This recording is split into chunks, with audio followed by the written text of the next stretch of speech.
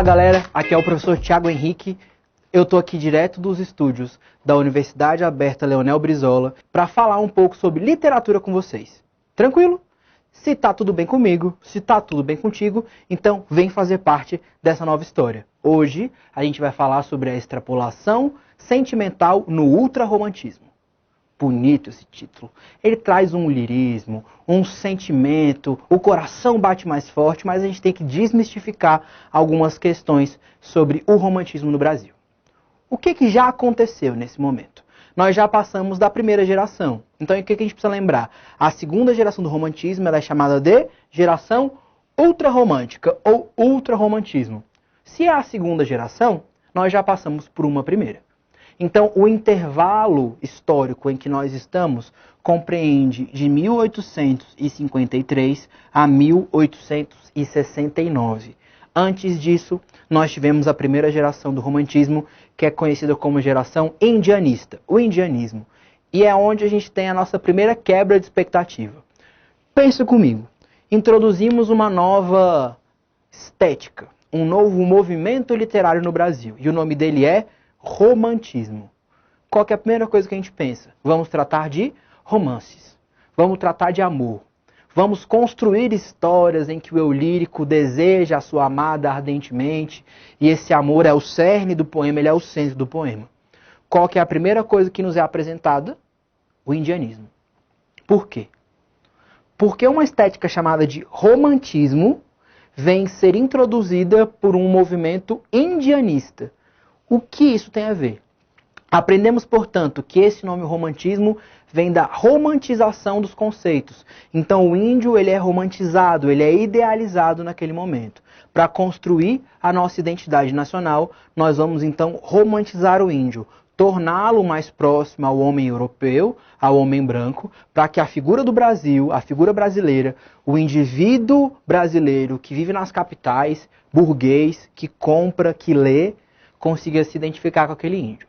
Em resumo, a primeira geração nos apresenta isso. Nos apresenta esse índio romantizado, idealizado. Porém, lá do século XVIII, lá do arcadismo, do neoclassicismo, já vem o inconformismo social. A gente já vem da Inconfidência Mineira, dessa necessidade de mudança do arcabouço social do Brasil. A forma com que as nossas relações com Portugal se estabelecem, elas nunca foram totalmente positivas, mas agora elas são muito negativas para os brasileiros que aqui estão. A vinda da família real ao Brasil já começa a trazer esse sentimento de que o Brasil ele pode ser uma nação independente, ele pode ser uma nação poderosa, uma vez que quando a família real vem ao Brasil, o Brasil, colônia, se atualiza muito rápido, ele se expande muito rápido, então a gente fica com esse sentimento de inconformismo, já no século XVIII e no início do século XIX. Então esse inconformismo, esse sentimento, ele fica ali oculto durante a primeira geração. Por quê? Existe a necessidade de se construir uma identidade nacional para o Brasil. Isso é muito mais importante do que eu, autor, falar dos meus sentimentos. Falar de como eu enxergo a realidade ao meu redor.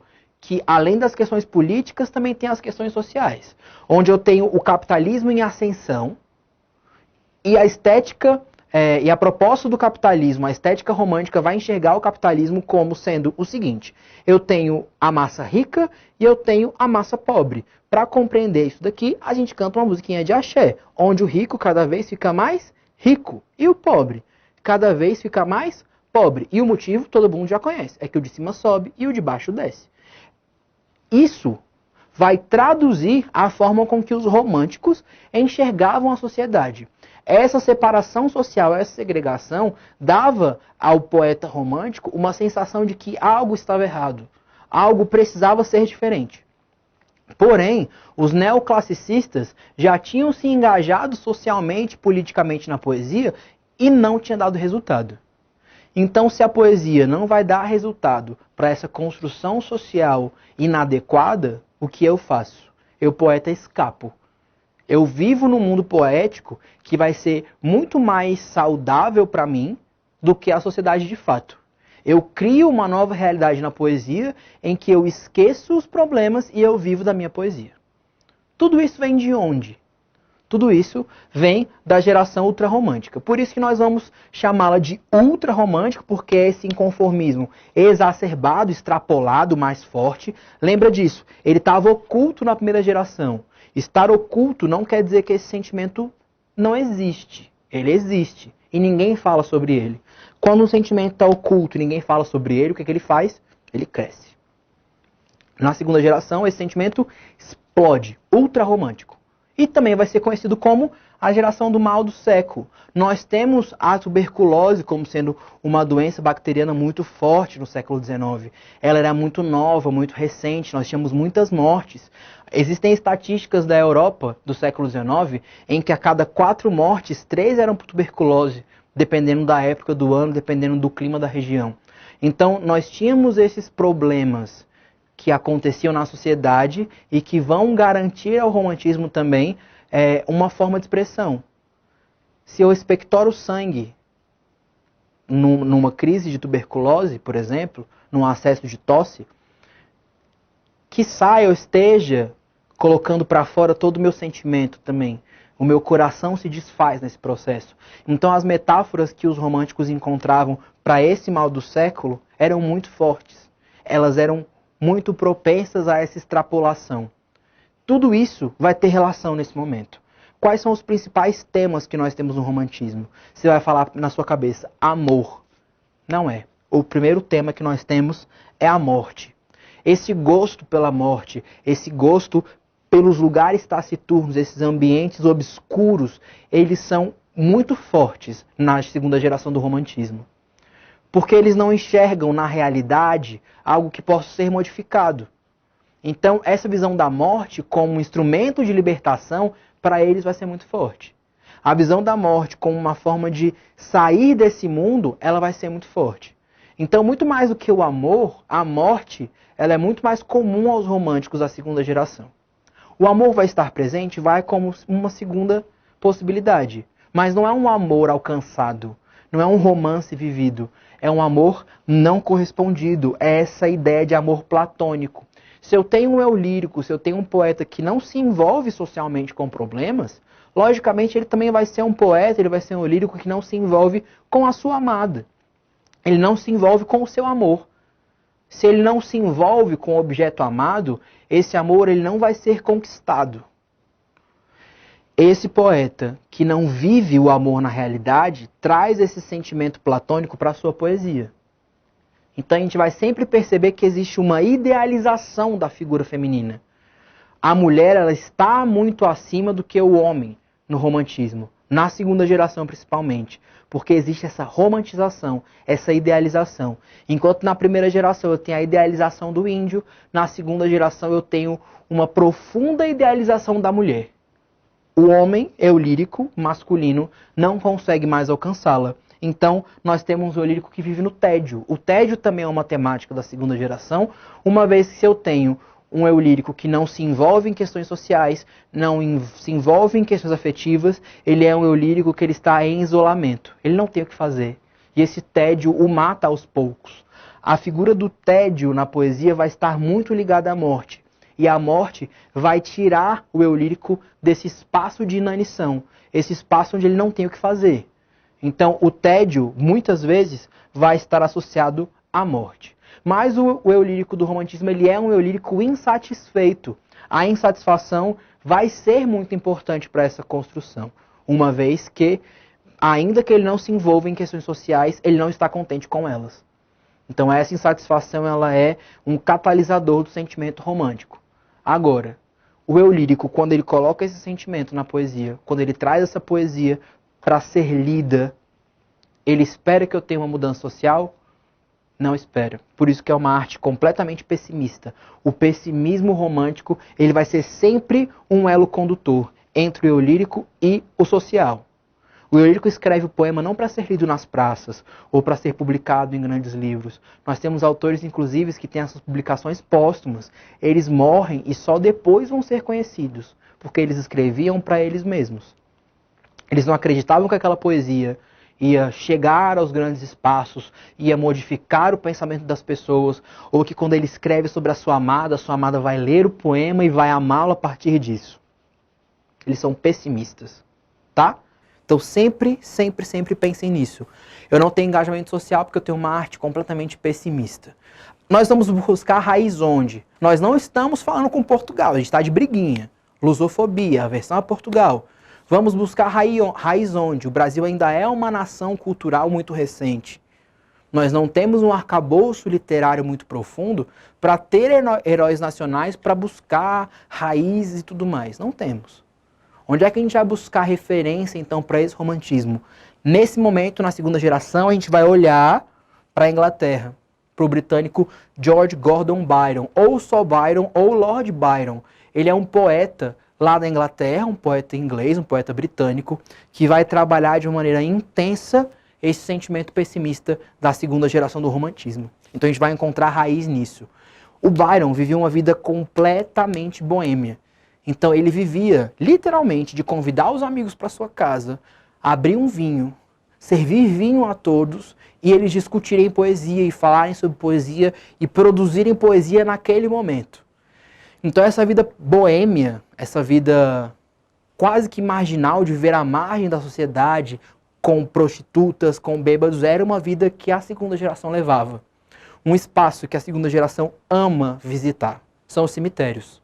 Se eu tenho essa conexão temática com a morte, os cemitérios vão ser muito importantes para que os autores catalisem esse sentimento.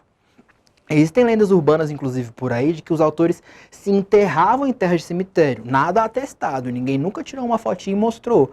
Mas eles gostavam tanto desse ambiente, desse espaço frio e mórbido, que eles faziam reuniões em cemitérios.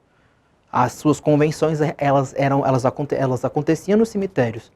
Então, essa ligação com a morte ela é muito importante. Tranquilo?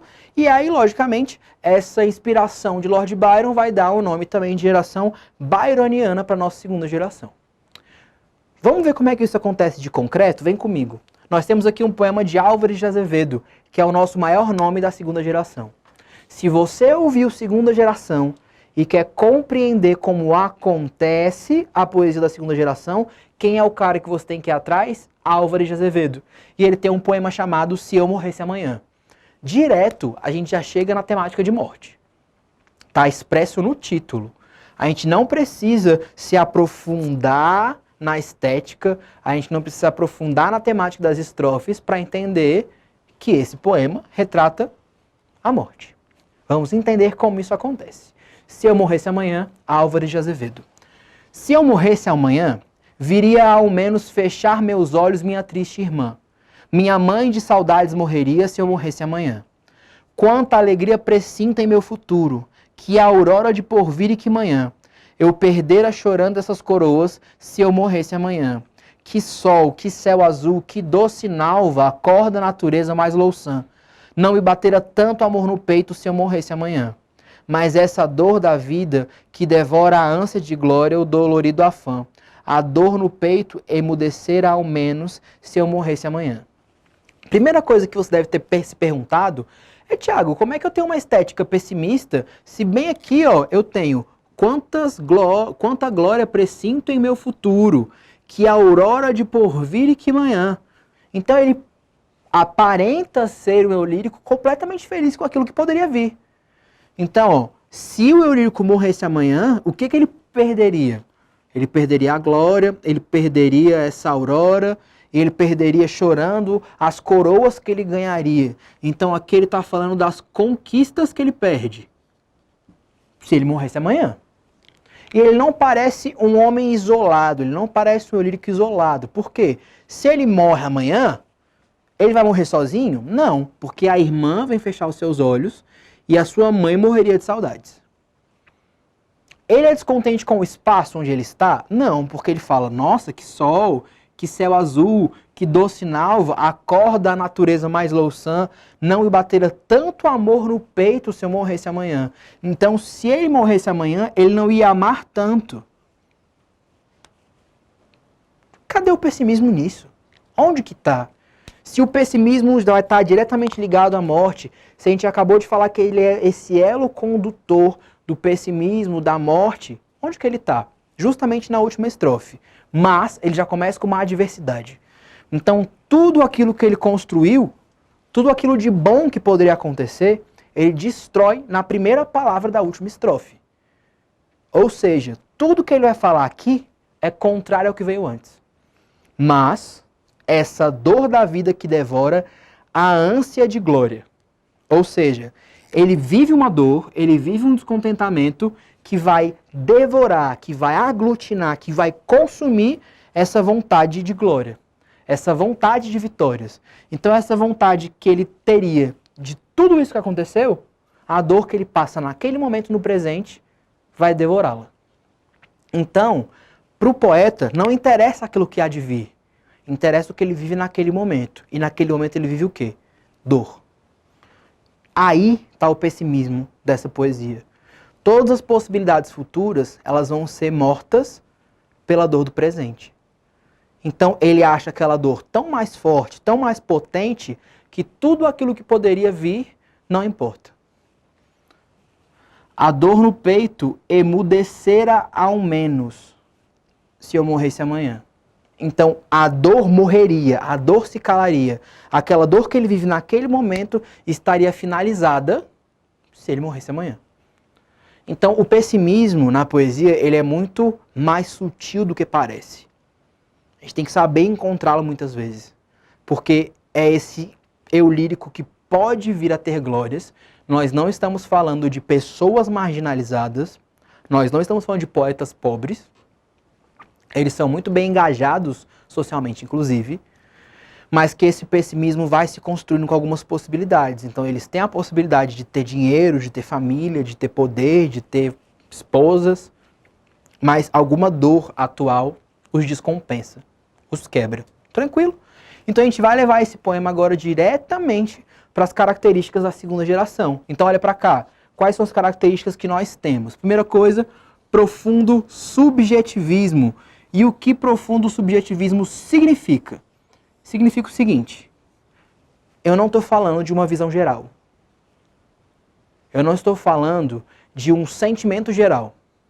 A morte encarada pelo eu lírico da poesia passada, por exemplo, não é a mesma morte encarada por todos os eu líricos do romantismo. Não é isso.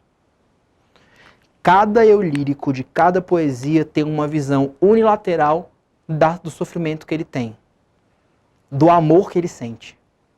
Então, eu tenho uma visão completamente particularizada dos sentimentos, completamente individualizada. Chega até a ser egocêntrico. O eu lírico pode até compreender em algum momento de algumas poesias que existe um sentimento geral, mas ele não está interessado nesse sentimento. Ele só se interessa por ele mesmo. Por isso que a literatura da segunda geração, do romantismo, vai ser um pouco individualista, vai ser um pouco egocêntrica. Porque ele quer retratar o dele. Falar de sociedade a gente já tentou antes e não deu certo, tá? Então, ó, sentimentalismo exacerbado. Eu tenho um exagero no sentimento. Aquele amor que de repente foi só um leve galanteio que o poeta fez para uma moça que passou e que ela não deu bola, na poesia ele se torna um desprezo profundo. E aquele galanteio se torna um amor voraz.